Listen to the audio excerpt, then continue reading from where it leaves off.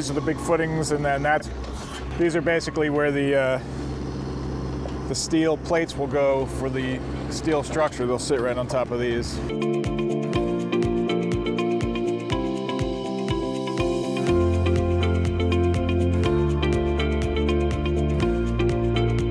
This is the reinforcing steel that goes into the bottom of the footings.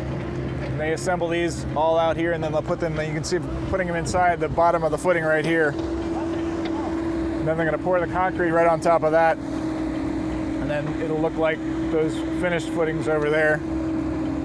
They'll put those 4 bolt assemblies where the metal plate, the steel plate will get attached, which will support the rest of the steel structure above.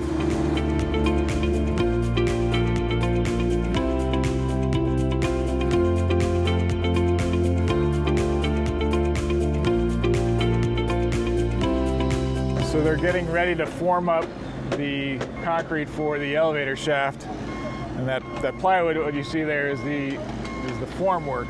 The concrete will get poured inside of that, where you see that reinforcing, and that will go all the way up to the choir loft.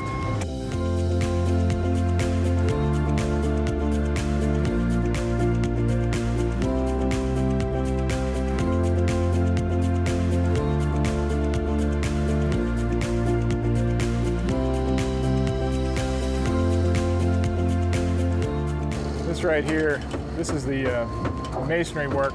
So that eventually out here, the grade will be filled in, and the concrete slab will turn down on top of this. So the finished floor will be a finished concrete slab all the way across, meet down with the edge of this masonry wall right here.